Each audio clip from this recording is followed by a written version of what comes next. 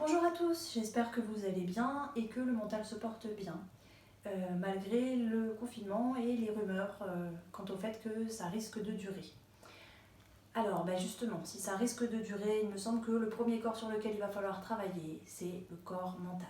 Suite à la première vidéo, j'ai eu des retours de gens qui m'ont parlé de stress et de cauchemars notamment.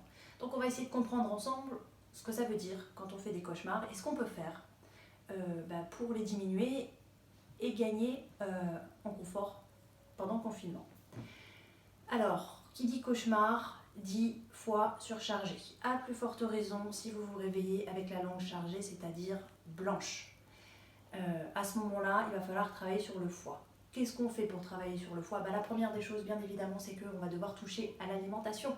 Forcément, il n'y a pas moyen de faire autrement. Alors, comment on fait ça? La première des choses à faire quand vous vous réveillez, déjà, ça va être de boire un bol d'eau chaude avec du citron. L'eau chaude, elle va permettre de réveiller vos cellules en douceur, de leur faire... C'est la douche matinale pour les cellules en fait. Et le citron va aider le foie à se détoxiner tout doucement, tranquillement. Vous mettez la dose de citron qui vous convient, la chaleur qui vous convient, vous gérez et vous testez. Déjà, c'est une première chose.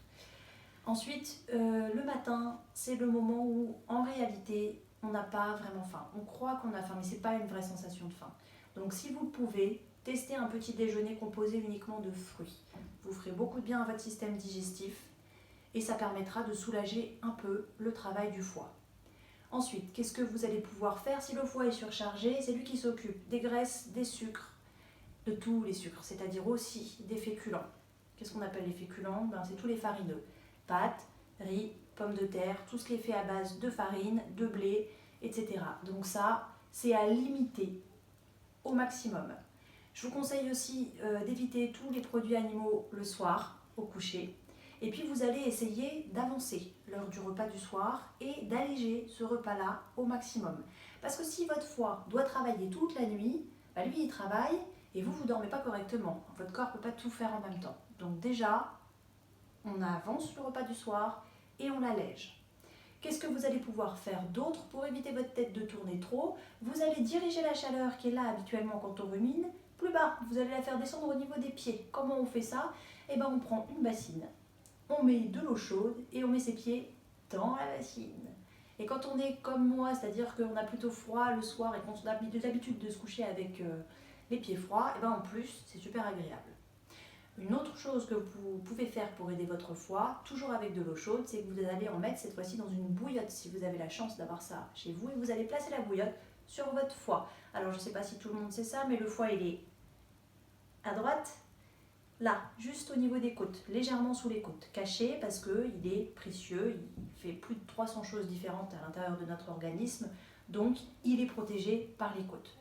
Et le foie, pour fonctionner correctement, il a besoin de chaleur. Il fonctionne bien quand il est à 40-41 degrés.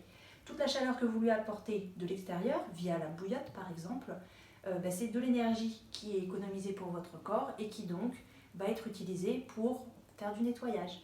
C'est ça principalement qui se fait pendant la nuit. Bon, les enfants ils grandissent, mais nous on a un petit peu arrêté. Voilà. Dernière chose que vous allez pouvoir faire pour dormir correctement, ça va être de ralentir. Alors on l'a déjà vu dans la première vidéo, on essaye de se coucher avant 23h, on essaye d'arrêter les écrans au moins 1 heure avant le coucher, on essaie de manger le plus tôt possible, et puis vous allez pouvoir jouer à nouveau sur la respiration. Pourquoi? L'inspiration et l'expiration ne servent pas à la même chose. Quand on inspire, on fait rentrer plein d'oxygène à l'intérieur du corps, et donc plein d'énergie. Quand on expire, vous voyez d'ailleurs mes épaules qui redescendent, ça relâche toutes les tensions, on expulse le CO2 et tous les gaz dont notre organisme n'a pas besoin et on va se calmer. Donc pour se calmer le soir, on va faire des inspirations assez courtes et des expirations les plus longues possibles. Si vous faites ça ne serait-ce que 3 fois de suite, déjà, vous allez sentir toutes les tensions qui se relâchent. Et vous allez, pour améliorer encore l'effet, concentrer votre attention sur toutes les tensions qui se relâchent. Les épaules particulièrement, et ensuite vous vous concentrez sur le visage. Toute la zone autour des yeux, qu'on contracte comme ça, on ne s'en rend pas compte. Donc vous relâchez toute cette zone-là avec le front à la première expiration. Deuxième expiration, Vous allez relâcher toute la zone autour de la bouche, là. Sourire aussi, ça marche pas mal pour relâcher toutes les tensions. Ou rire d'ailleurs. Et la dernière zone que vous allez relâcher, c'est celle des mâchoires qu'on a tendance à crisper. Vous gardez votre attention donc sur la partie haute de votre corps. Et déjà, vous allez voir que vous allez bien vous calmer. Si vous sentez que votre mental est encore en train de galoper et de ruminer, etc., vous pouvez utiliser la technique que je vous ai donnée la première fois, à savoir tenter d'immobiliser la langue.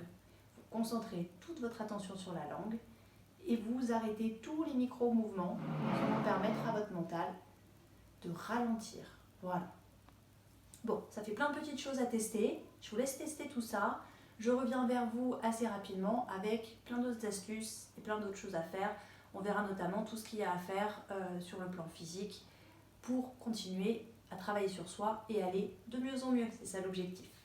Prenez soin de vous.